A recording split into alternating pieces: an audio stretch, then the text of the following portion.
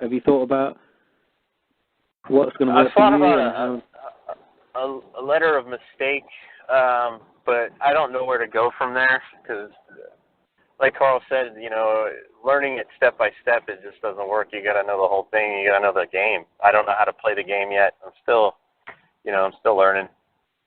But no, I mean maybe like just basic practicing orders.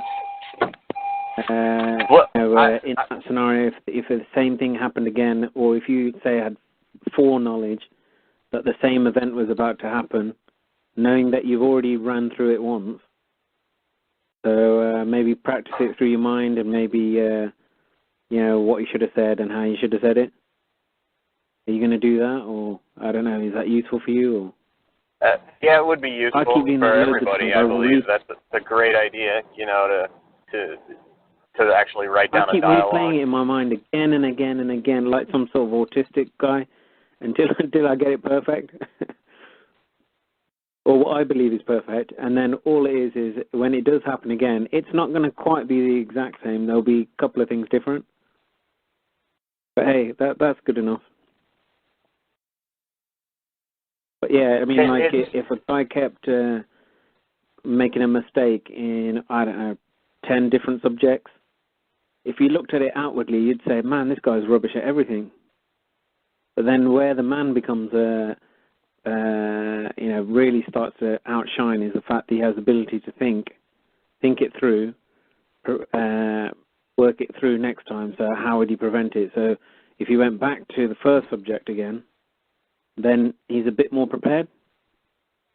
Yeah, I mean, being prepared would be the good thing. I didn't even expect that there would have been a warrant.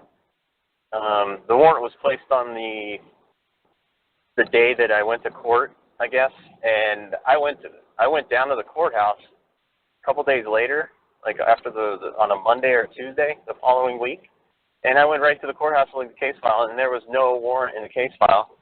Yeah. That's what we were talking about. Yeah, we were talking about that, Bali. Me and Mark, when Mark called me up, we said, hey, you know what? You better go to the Georgia Department of Motor Vehicles website and see if your license was suspended. You better find out. It hasn't been. It hasn't been. It still hasn't been. But right. But when I went to look in the case file, there was no warrant in the case file. There was no disposition. There was nothing about me, failure to appear on like the 18th of August. But there was a warrant that was signed on the 14th, but it wasn't in the case file. They didn't let me see it, I guess. Did you go down and did you get a new copy of the case file, and is the warrant in there now? Yeah, I got a copy of that. Yeah, you got a copy of you got a copy of the case file now, right? Yes. And the warrant is in there now, right? Yes, it is. When was it time-stamped? On August 20th. And did you go down there before or after August 20th? I believe it was before. Okay. So when was your day you're supposed to appear in court? On the 14th. Okay. So then it was issued on the 20th. Yeah, and it says given under my hand and seal. It looks like this 15th day of August, or it could be the 14th. I can't. No, it's not a 4 because it says 2014. It's a different number. So it looks like a 9, or it could be on the 19th he wrote it. I don't know. What I'm saying is, okay, so like you said, it's the 14th of August. It could also be a 4. It could, but it doesn't look like it because the 4 is written differently in 2014. So what I'm trying to say is, if there was a warrant out for you, immediately when the judge placed the warrant, like I said, all you got to do is get a transcript of the hearings that day, and say if the judge automatically yelled out, place a warrant for his arrest. And then if you find out the judge created that warrant on the 14th, why didn't it go into the case file until the 20th? Yeah, right. It should have been placed into the case file immediately. Why was there a 6-day delay? Because I don't know how you understand how courts work. Anytime a judge issues an order from the bench, those court clerks have to sit there till 7, 8, 9, 10 o'clock at night, 1, 2, 3, 4 in the morning, until the judge brings all his orders before the court clerk, and she has to stamp them and put them into the case file before she could go home. There can't be something sitting on somebody's desk for 6 days. That's insane. Can't be done. I guess you didn't know that little rule of court. No. No. You can ask the court clerk. Does she have to sit there if there's a trial going on until 1 o'clock in the morning? Does she have to sit there? And she'll say, oh, yeah. And say, why do you have to sit there? We have to sit there until the judge is done with all the orders of the day, any motions that he made a ruling on, anything that happened in the courtroom that day. We have to timestamp it, and we have to place it in the proper case file.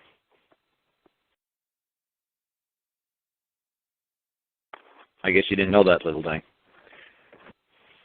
See, that's what I'm saying, man. That's why I got to do a DVD to explain to these guys from beginning and everything that happens in a courtroom, everything that happens in a courthouse, every single thing that they have to do. Because that sounds ridiculous to me. You said, oh, the timestamp says the 20th. That's insane. The judge just sat on it for 6 days. That's so absurd. It's so obscene. It's not even funny.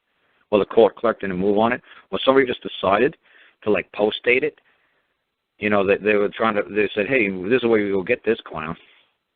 And let's write on the thing number 14 on this day, and let's timestamp it on the 20th. That's ridiculous. All business of the court has got to be settled before the court clerk goes home. It's like a Jewish custom. The books have got to be closed. You can't leave a book opened. Everybody's got to sit there and wait. Well, even if it says the 19th, okay, I appeared on the 14th.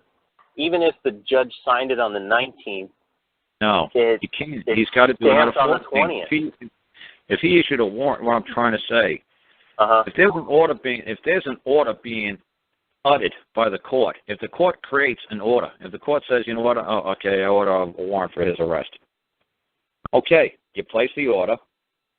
Yeah, bring it to the court clerk and say, that's what business. You don't wait 6 days and say, well, maybe I forgot what I said. Maybe let's refresh my memory. No. You do it as it happens. As you're creating the orders, as the rulings have come down, as the motions are denied or the motions are granted, the court clerk timestamps them, puts them right into the case file. There's no delay. Unless that judge held court until the 20th, he didn't take a break and he didn't go home. And those poor clerks had to sit there for 6 days. That's insane.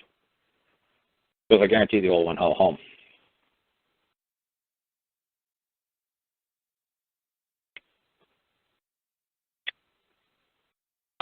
Yeah, they definitely go home every day at 5 o'clock. Yeah. But then business of the court has got to be recorded that day. Not 6 days. Not a week. Not a month. Not a year later. That day. It's got to be recorded.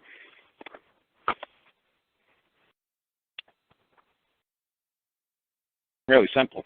Why don't you go ask a court clerk? Any court clerk. I've done that before. I've called up court clerks. I called up court clerks in different states just to get different opinions from court clerks. Even I had no business in that state. You know what? I just want to know, hey, how do you people do things here? When the judge creates an order, when there's a motion before the court, it's granted, and people have to stay there and wait until the judge shows up. Until the judge shows up into the court clerk's office, he rolls a big cart full of paperwork, and you got to timestamp everything, put everything in the proper file before you lock up for the night. He says, oh, absolutely.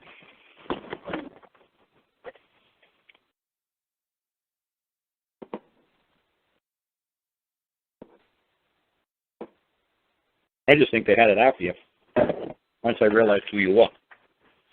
Yeah. Yeah, I think so too.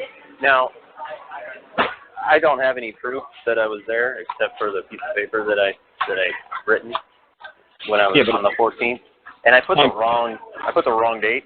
It doesn't matter. It's timestamp. It's timestamp. Yeah. That's how you prove it. Well, it's timestamped by the clerk that was outside the courtroom in the clerk's office, and I brought it back up and gave it to the prosecutor. Oh yeah, I forgot to mention that when I saw the prosecutor on the day I went to court from the cage, I talked to him and I said, you know, you're the one that I handed the piece of paper, the notice of appearance, and he's like, yeah, I know, but you had to wait for the judge, and I didn't want to argue with him. So.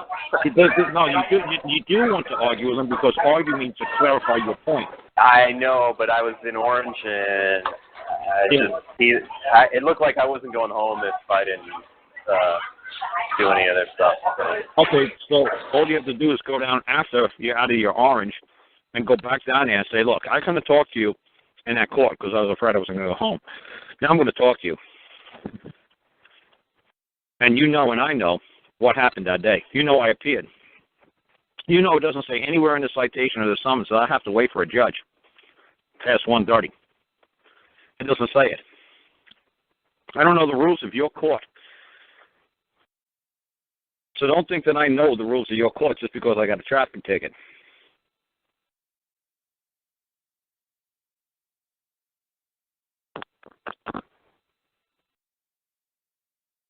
It's just like if you went to Saudi Arabia and you didn't realize that you were doing something wrong, that you looked at there's a gold car that comes down the street and you didn't realize that's a member of the royal family, and your eyes get plucked out.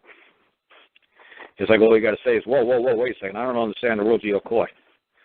There's a really long word for that. I'm trying to remember what it is off the top of my head. But it's just somebody from outside of a jurisdiction and that you don't understand their procedures. And nobody attached, the rules or the procedures to the citation, to this ticket. So how the hell was I supposed to know? It's that simple. But it's interjurisdictional something, man. It's a fancy word for it, man. It's like I said, it's how people get away with, looking at the gold-colored car coming down in some Saudi Arabian street. You're like, wow, that's a cool car. And you start taking pictures of it. Everybody else in Saudi Arabia get their eyeballs plucked out or killed for doing that. You just say, hey, man, I'm an American. How the hell do I know? And they're like, okay. But you can't take pictures of the royal family. Hell, you can't even look at that car. If you see it coming, you better look the other way. You see a gold car, you better not, you better run. Because there's only one gold car in Saudi Arabia. You better run. Well, hell, I didn't know there's gold cars everywhere where I come from. Well, where you come from, that's one thing, but we do things different here. That's all I have to explain to them is that you're a freaking idiot. That you have no comprehension. You do not understand their customs and their traditions. Yeah, and I had that piece of paper in the case file. Sorry, I'm at work. I have to view it out on this side. Yeah, but like I said, man, it just comes from experience, man. Like somebody said a long time ago, some black guy said from the Moral Brotherhood that the Moral Brotherhood background checked me, and they said, you've been in court more times than the judge. So, yeah, so that's why I'm pretty good to know what the clerk does, what she doesn't do. Where do you think I got this learning from? You think I read it in a book? That this is what the court clerk does. She's got to turn the paperwork in at the end of every night. What do you think? I read that in a book? Hell no. I've seen them rolling the carts down the hallway because I was in court so much. And I said, where are you going with that cart? I'm going to the court clerk's office. Oh, wow. That's an awful lot of paperwork. Yeah, she can't leave until we're done. Oh, wow. That's amazing. Like if I got to court after 5 o'clock and I want to get some paperwork and the clerk said we're closed, and I seen somebody rolling into her office with a cart. I said, whoa, she's closed. Hey, wait a second. How come he could go in there? I thought it's closed. Oh, I'm bringing the paperwork down for the judge because, business is done for the day, and she's got to record everything before she goes home. Oh, okay. So she's technically working but not working. She can't help me. No, she can't help you, but she could help the judge. I'm like, okay, I see how this works. Some men are more equal than others. I see how this works. Okay. Well, like I said, it's just from experience. It happened to be standing there watching the clerk, watching some guy from the courtroom rolling a cart down the hallway and asking him a simple fucking question instead of it being, me just taking a look at what point and just saying, okay, they're closed, I go home. No, I'm going to ask a question. Say, hey, how come the door's opening for you but not opening for me? Well, I got business with the clerk. Well, so do I. They see what I'm saying? That's how I learned. I didn't learn it by reading in that freaking book. I didn't learn it by listening to a talk show. It was the same thing, remember, when you came over to England and they closed the Queen's Bench place. And they said, we're closed at 4:15. And we goes, hang on, I thought you said it was 4:30. And they said, oh, no, between 4:15 and 4:30, only barristers are allowed to go in there. And we said, what the hell? In Queen's Bench, you discriminate and allow a barrister that extra 15 minutes, but you won't see us. Yeah, exactly. See, so you've got that knowledge, firsthand experience. Yep. You didn't read that in the book. But you just remember it again, and like you say, there's no such thing as good and bad experience or good and bad luck. It's just an experience, or it's a experience, or it's a luck. And you got that knowledge from acting like an asshole and forcing your way in. Yeah. Instead of taking like a good one. You threw me in, remember? Yeah. Well, okay, I threw you into that. But that's the only way you're going to learn. If you just walk away, you don't learn. Sometimes you need that little push or something out of the ordinary to remind you. And say, oh yeah, that's when I got thrown by Karl. Oh yeah, what was I doing again? Oh yeah, that's right. I remember. But if everything just went nice, if everything went smooth as silk, you wouldn't have learned that. And that's what I say is like for Mark as well. There's a lot of bad things that happen. Well, bad things, a lot of things that we experience. Everything didn't go swimming like it was. Oh, that's nice and easy, like a hot knife through butter. No. Always the funniest thing that ever happened, and the wrong thing would happen, and I forgot this, and just all the things ever going. But without that, we'd never learn. It was meant to be. If everything just worked smooth, you wouldn't be learning anything. Yeah. And then you always get like that scenario where you say, "Oh God, I've never done that before. What happens now?" Yeah, you'd just be following a form. You'd just be following a pattern. Somebody else laid out. It's like, where did that form come from? Where did that pattern come from? You're like, I don't care. All I got to do is connect dot 1, 2, 3, and 4 together. I'm done. Well, where did 1, 2, and 3 come from? Well, I don't care. Look, I got the job done. I'm going to hell home. Well, what if I take number 2 away from you? What are you going to do about it? How are you going to make the other dots connect? Hey, that ain't fair. I wasn't ready for that. Somebody should have told me they were going to take number 2 away from you. Well, okay, I'll give you number 2, okay? Now here, I'm going to toss you in a number 5. I'm going to toss you a 2B. Now what are you going to do with it? And a 3A. And a 1C. Now what are you going to do? Well, hey, man, that ain't right. I wasn't ready for this. Too bad. Some breakdown. Yeah, life comes at you. It comes at you hard.